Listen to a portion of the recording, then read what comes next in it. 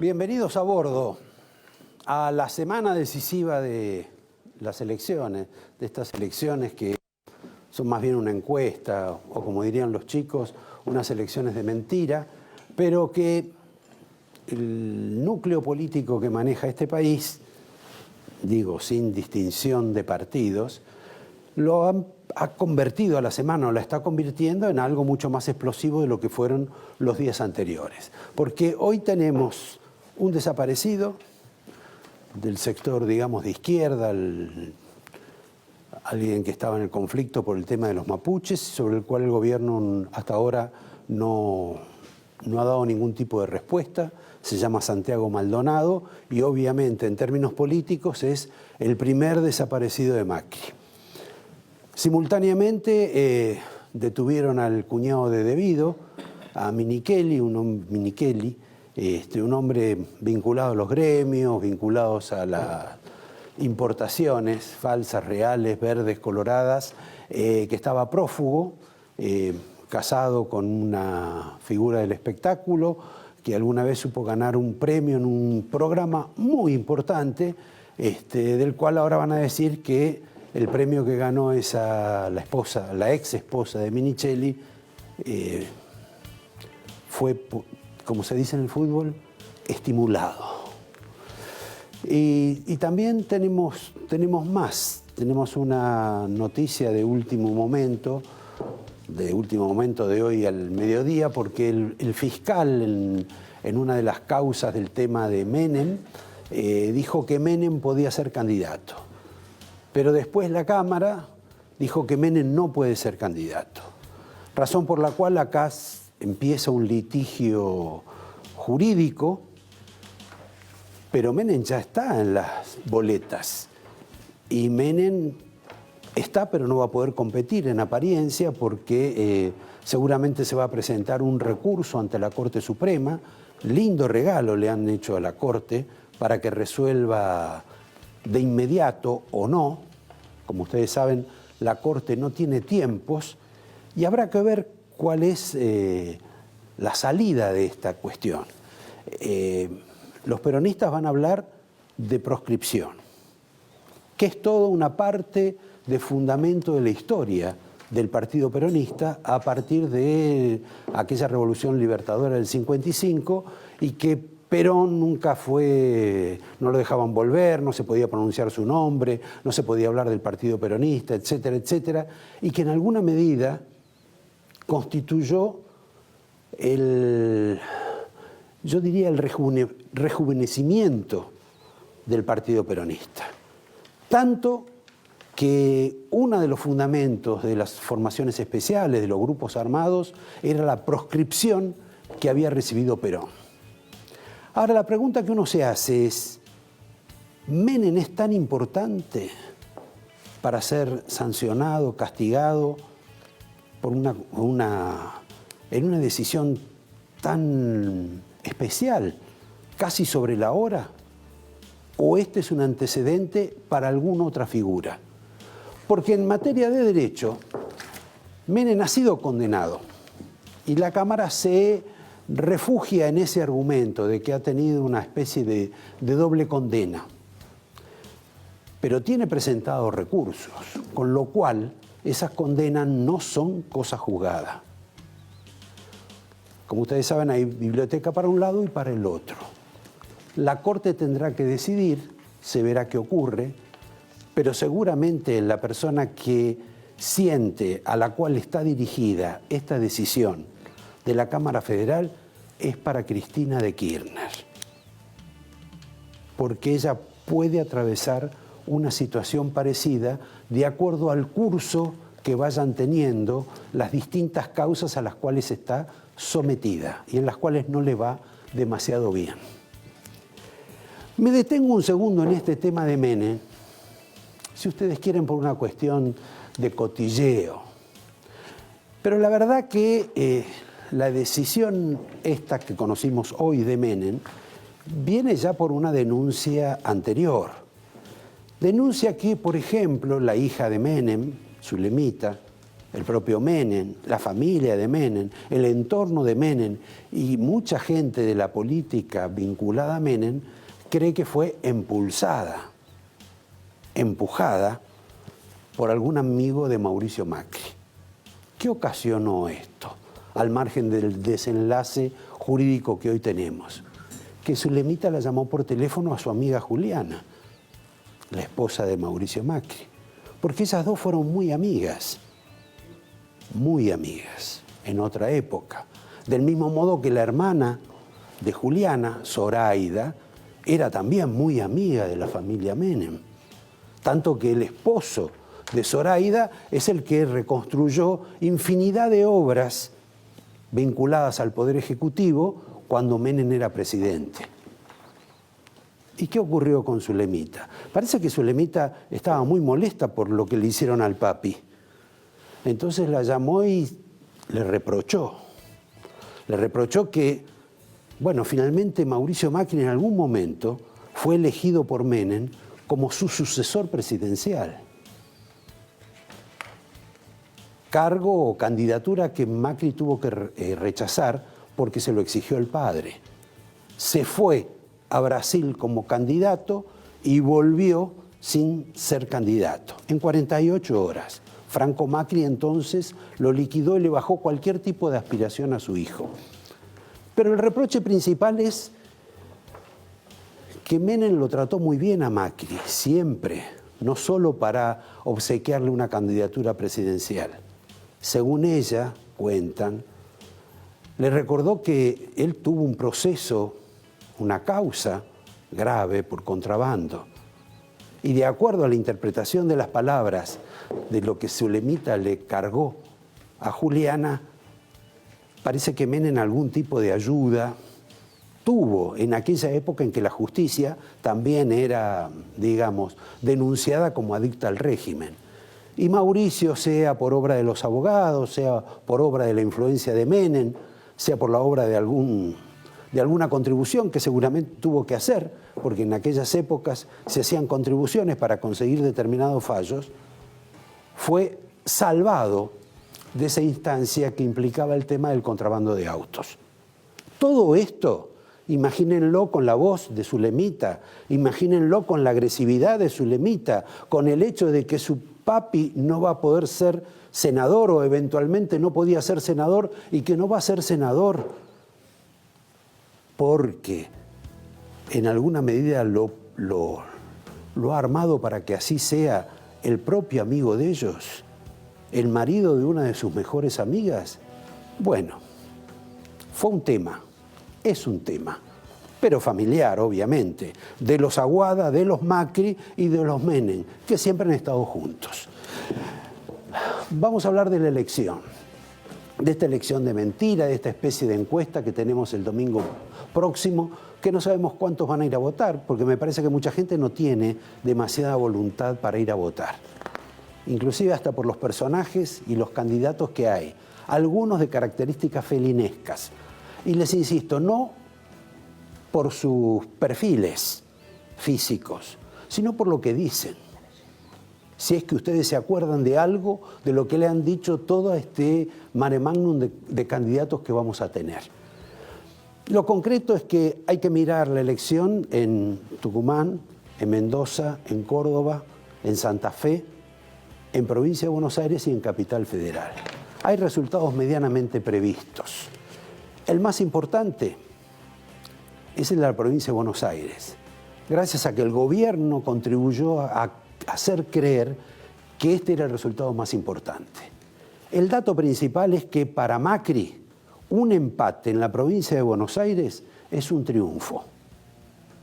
O sea que no debe estar muy bien su situación, o la situación de Vidal, o la situación de todo el grupo Cambiemos para eso. ¿Y qué ocurrió para que esta elección, que parecía en la cual el macrismo venía cómodo, con mucha ventaja, de pronto se complica? Bueno, la complicó Macri, o la complicaron sus hombres. La complicaron de distintas formas. Primero porque están pensando más en el 2019 que en esta elección. Segundo porque decidieron agrandar a una figura que no estaba precisamente agrandada, que ni siquiera creo quería competir, que es el caso de Cristina de Kirchner.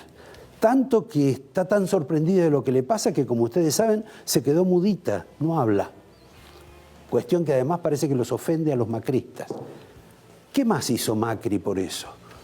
Bueno, Macri decidió no abrir su coalición o acercar gente de otros partidos. Más, apartó a la gente de su gobierno que estimulaba ese proyecto, de decir seamos más grandes, ocupemos más espacio, cerremos las grietas. No, decidieron hacerla más grande, convertirla en un precipicio. Así le fue mal a Monzó, en alguna medida a Frigerio, y también a María Eugenia Vidal, que luego todos se han puesto atrás de Macri. Pero de cualquier modo hubo una disidencia. ¿Qué puede pasar, aparte de no escuchar, de no ignorar? Va a ser afectado seguramente Macri, y María Eugenia Vidal, que hasta ahora venía invicta, puede tener algún tipo de dificultad futura, aunque no significa nada que Cristina tenga un senador más o un senador menos. El problema es motivacional, emocional, y esto es lo que verdaderamente creo que Macri ha empezado a entender ahora, a entender algo que no había entendido antes, que es entender también a la gente, a la curiosidad de que en la capital federal él tiene un respaldo, un apoyo verdaderamente mayoritario en apariencia, mientras que en determinados lugares de la provincia de Buenos Aires, en lo que se llama la tercera sección electoral, no lo quieren. ¿Por qué no ha hecho nada para que lo quieran? Es un misterio. Es como ellos dicen, no pudimos penetrar, en realidad no quisieron cautivar. Suspendemos este capítulo porque hay que agregar también que para esta elección Macri va con sus propios intendentes, que tiene casi 10, y no todos han sido felices en la gestión. Caso concreto, el de Mar del Plata, al cual no se sabe, ni sé yo hoy, si lo llevaron o no al acto al que fue Macri. Hay un clima no precisamente de triunfo en las inmediaciones de Macri. Y eso se advierte hasta en las redes sociales, en el hecho de que algunos medios ya no dan ni siquiera encuestas. Y en las redes sociales se ve, se aprecia, a pesar de que el gobierno es el que maneja y controla las redes sociales. Me detengo en esta cuestión antes de pasar ¿a qué voy a pasar? Al recordar que esta es una elección en la cual no hay internas ni discusiones, más allá de que sean internas. Que Cristina no le dio interna a Randazzo, y Randazzo a su vez no le dio interna a Ishi. Que Carrió y Rodríguez Larreta no le dieron interna tampoco a Lustó. Realmente nadie quiere tener un conflicto interno, quiere que simplemente lo voten. ¿Qué significaría si gana Cristina y tiene que revalidar después el 22 de octubre? Macri se va a afectar, pero el que más se va a afectar va a ser Pichetto, porque Cristina va al Senado y Pichetto va a tener que dividir algo de lo que ya tiene en el Senado. Se quedará con 24 senadores y otros 12 irán con Cristina. Pero el problema no es la cantidad de senadores que va a tener o no tener Cristina. El tema es que va a tener que estar con ella, que es como tenerla en la casa. Y va a ser el ariete, la persona que le va a zumbar los oídos, como hizo cuando fue legisladora con todo el resto del peronismo. ¿O no recuerdan ustedes que el peronismo la echó a Cristina del bloque? ¿O no recuerdan aquella frase memorable de un senador, del senador Maya, creo, que dijo, hasta burlándose de sí mismo, que él creía que lo peor que le había pasado en su casa, y lo dijo con palabras mucho más soeces, había sido la esposa, que lo aturdía, que lo perseguía, que lo complicaba, que no lo dejaba vivir, hasta que conoció a Cristina como compañera de bloque. paramos un poquito con las elecciones porque en este programa, y permitimos que la señorita que tiene los papeles, que me recuerdan, recoja los papeles, para señalarles que hay un caso interesante que quizás sea investigado, que es el vencimiento, luego postergado, de la concesión del hipódromo de Palermo. Es una denuncia bastante fundada de gente que tiene que ver con el negocio del hipódromo, que son los que están vinculados a los caballos de carrera, a los entrenadores, a los cuidadores, a los jockeys, a todo ese universo, que tiene que recibir algún tipo de porcentaje por lo que Palermo incorporó en la gran época de Néstor con Cristóbal López, que son las tragamonedas. Parece que han descubierto que algunas de esas tragamonedas dieron premios inflados y que algunos de esos premios o que algunos de esos dineros fueron derivados a otros lados. En este caso la presentación es que fueron derivados a algunas de las offshore que tenía no López, sino Báez. En consecuencia, denuncian todas estas rarezas, plantean la necesidad de que quizá esa extensión que Kirchner se dio a sí mismo a través de López sea modificada. Porque en esto también intervino la presunta entidad que controla el lavado de dinero.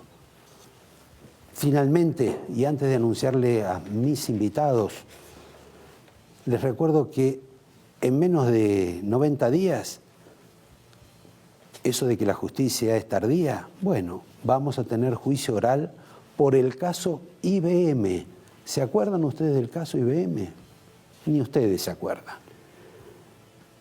Una pregunta, a ver si tiene respuesta. ¿Vieron el caso de Brecht? Todo lo que hay alrededor de Debido, los que están alrededor de Debido. También hay algún tipo de preocupación hoy por el primo de Macri, el que se quedó con la empresa que antes era de Mauricio Macri y que ya no la tiene ahora, que se la pasó a un señor Midling. Pero esa empresa, que participó en todos los manejos con Odebrecht, tuvo con la administración Macri un decreto en el cual prácticamente le dio una asistencia de mayor a los 40.000 millones para continuar las obras del soterramiento. Me pregunto, ¿quién firmó el decreto? ¿Macri? ¿O habrá sido Gabriela Michetti? No sé, tarea para periodistas. Les recuerdo que tengo acá esta noche a Martín Redrado, quien nos va a explicar, como decía su amigo Labaña, si esto termina mal. Que tengo acá también esta noche a un periodista, quizá uno de los mayores periodistas en materia de provincia de Buenos Aires, que conoce el detalle lo que nosotros no conocemos, porque en general no conocemos. Si conocemos la riqueza, no conocemos la pobreza, y además por ubicación geográfica tampoco recorremos esos lugares. Se llama Daniel Vilota. Y por último, el otro invitado es Luis Alberto Romero, el historiador y crítico, que nos va a explicar, supongo, por qué siempre reaparece el peronismo. Los quiero despedir no con la historia del Día del Boludo, esa la suspendo. Los voy a despedir con un video en el cual el director técnico del equipo de Daniel Scioli le hace algún tipo de comentario, recordándoles que Daniel Scioli pasó de ser apartado, hostigado, ignorado, ninguneado por Cristina de Kirchner a ser hoy una persona que habla a menudo con ella por teléfono, que a ella le ha agarrado, además de este ataque por no hablar mucho, por ser mudita, un amor particular por este señor cuya experiencia futbolística la vamos a mostrar ya, antes de empezar la entrevista con Martín Redrado. Por favor, director. Eso no quiero que haga. ¿Sí? ¿Se entendió? ¿Y qué se hace cuando hace eso? Se va para acá. Bueno, no lo vas a jugar ese momento, dejá romper la bola. No lo vas a jugar ese momento, dejá romper la bola.